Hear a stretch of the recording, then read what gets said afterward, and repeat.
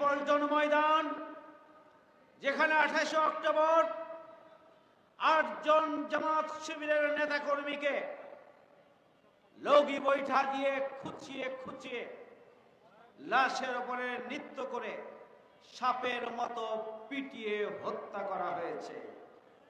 ওই দিন তারা পল্টনের জামাত ইসলামী সমাবেশকে তারা গায়ের জোরে ফ্যাসিস্ট কায়দায় তারা বন্ধ করে দিতে চেয়েছিল, ভণ্ডুল করে দিতে চেয়েছিল। কিন্তু জামাত শিবিরের নেতা কর্মীরা সেই দিন পল্টন ময়দানে জীবন দিয়েছে, কিন্তু রাজপথ ছাড়েননি। আওয়ামী লীগ ওই দিনই বাংলাদেশের ফ্যাসিবাদের পদধ্বনির সূচনা করেছিল, কিন্তু ওই দিন বাংলাদেশ জামাত ইসলামী ওই পল্টন ময়দানকে সুরক্ষা দেওয়ার মধ্য দিয়ে সেই দিন এই মেসেজ দিয়েছিল, আমরা জীবন দিতে পারি, আমরা আহত হতে পারি, আমরা আমাদের অস্তিত্ব বিলীন হয়ে যেতে পারে, কিন্তু আমাদেরকে নিঃশেষ করা যাবে না, যাবে না, যাবে না। আমরা সেই দিন তারই ইঙ্গিত দিয়েছিলাম। দীর্ঘ 17.5 বছর পরে শেখ হাসিনা বাংলাদেশ থেকে পালিয়ে যেতে বাধ্য হয়েছেন পিছন দরজা দিয়ে লক্ষণ সেনের মতো। সংগ্রামী ভাইয়ের আমার, এই সেই পল্টন, যে পল্টনে শহীদ অধ্যাপক গোলাম আজমের পদচারণা রয়েছে। এই সেই পল্টন যেখানে মাওলানা মতিউর রহমান নিজামী শহীদের পদচারণা রয়েছে। এই সেই পল্টন যেখানে শহীদ আলী আহসান মোহাম্মদ মুজাহিদের পদচারণা রয়েছে। এই সেই পল্টন যেখানে শহীদ আব্দুল কাদের মোল্লার পদচারণা রয়েছে। এই সেই পল্টন যেখানে শহীদ কামারুজ্জামানের পদচারণা রয়েছে। এই সেই পল্টন যেখানে মীর কাসেম আলী মিন্টু শহীদের পদচারণা রয়েছে। সুতরাং আমরা 28 অক্টোবরে প্রতিহত করেছিলাম, আমরা অপশক্তির বিরুদ্ধে পাহাড়ের মতো দাঁড়িয়েছিলাম।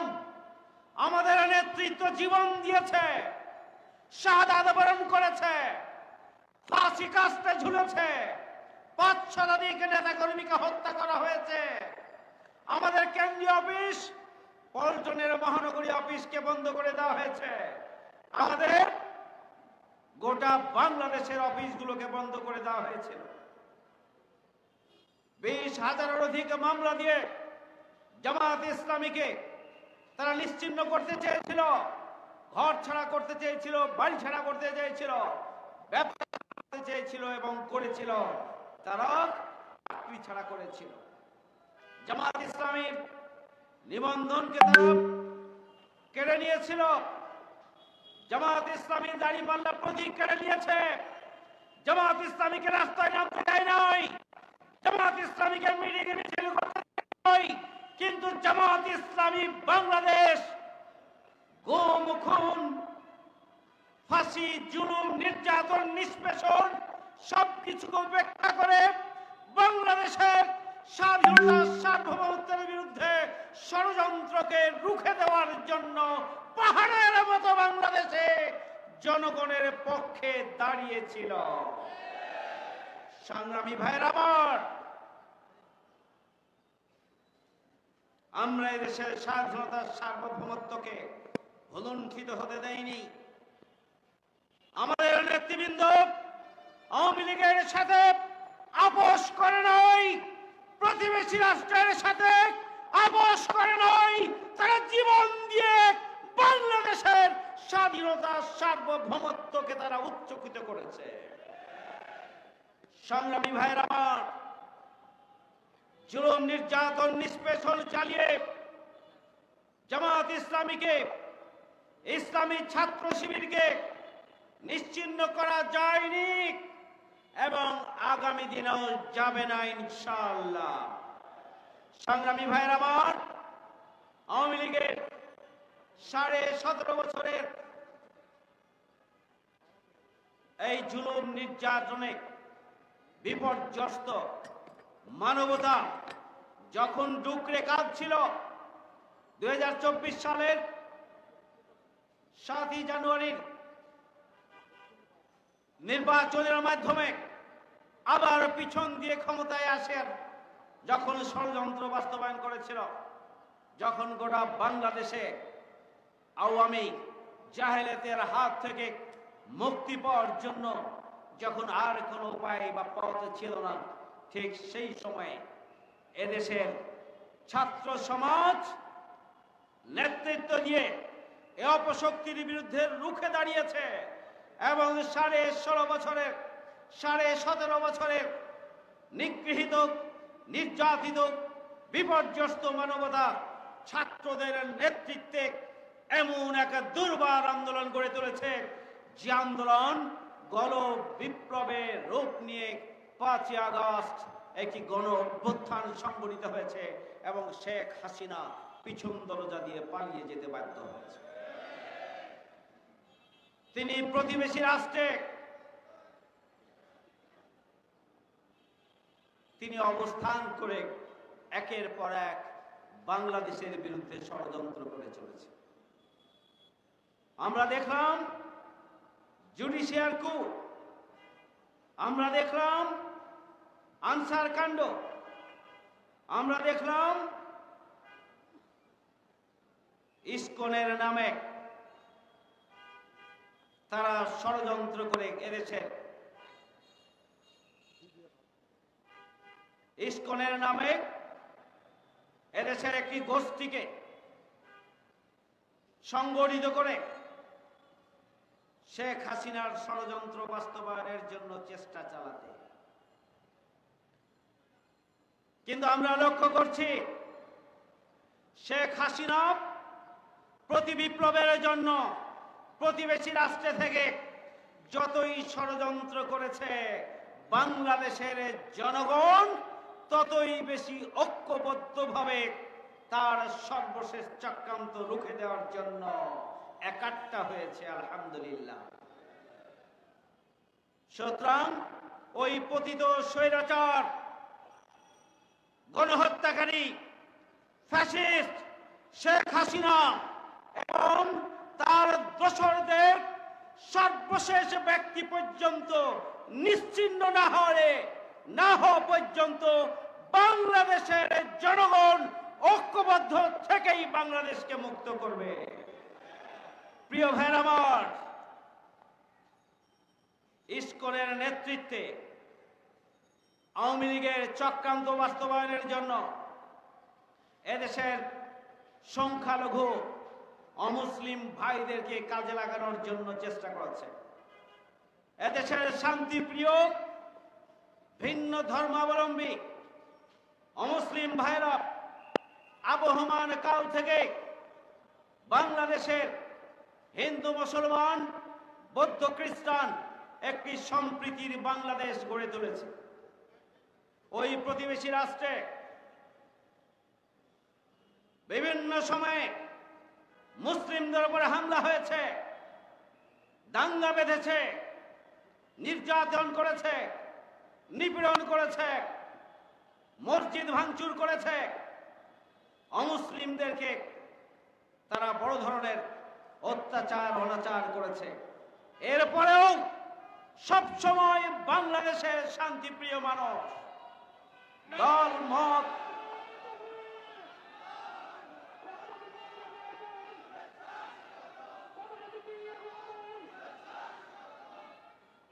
সংগ্রামী ভাইরা, এরই মধ্যে আমাদের মাঝে আজকের এই ঐতিহাসিক কর্মী সম্মেলনের সংগ্রামী প্রধান অতিথি বাংলাদেশ জামাত ইসলামীর সম্মানিত সেক্রেটারি জেনারেল, সাবেক এমপি, মজলুম জননেতা অধ্যাপক মিয়া গোলাম পরোয়ার আমাদের মাঝে এসে উপস্থিত হয়েছেন। আমরা আজকের এই সম্মেলনের পক্ষ থেকে তাকে স্বাগত জানাচ্ছি। সংগ্রামী ভাইয়ের আমার, আমি বলছিলাম আমাদের প্রতিবেশী রাষ্ট্রে মুসলিমদের উপরে জুলুম, নির্যাতন, নিষ্পেষণ, দাঙ্গা বাঁধিয়ে নির্মমভাবে হত্যাকাণ্ড পরিচালনা করার পরেও বাংলাদেশ সম্প্রীতির দেশ, একসাথে পারস্পরিক সহযোগিতা এবং সহমর্মিতার ভিত্তিতে বসবাস করার মতো একটি এনভায়রনমেন্ট বাংলাদেশে আছে। বাংলাদেশে কখনোই অমুসলিমদের উপরে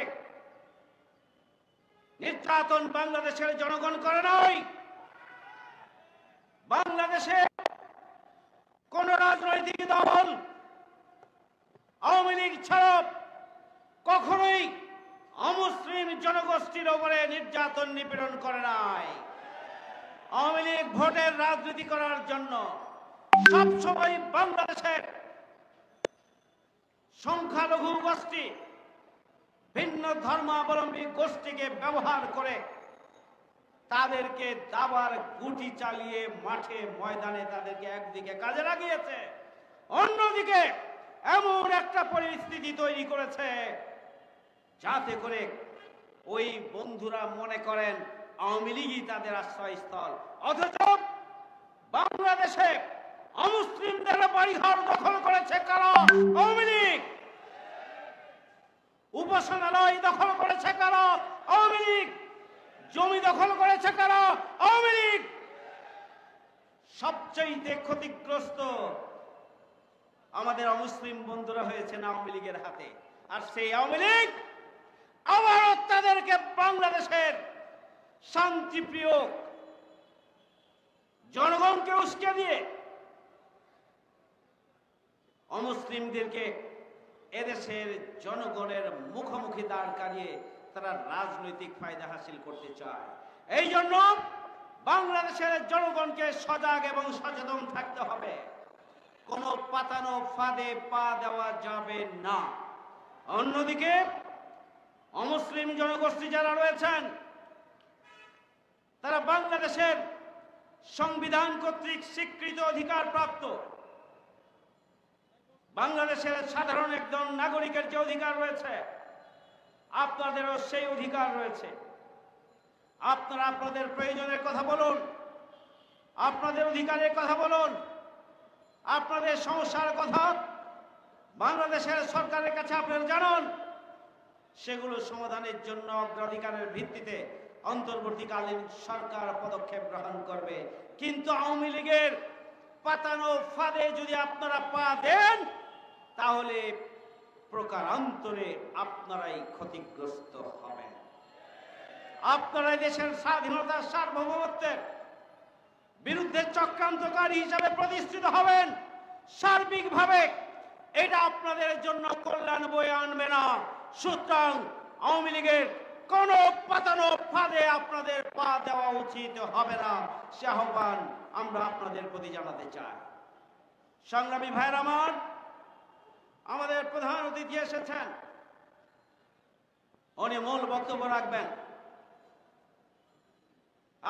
আমি আপনাদের কাছে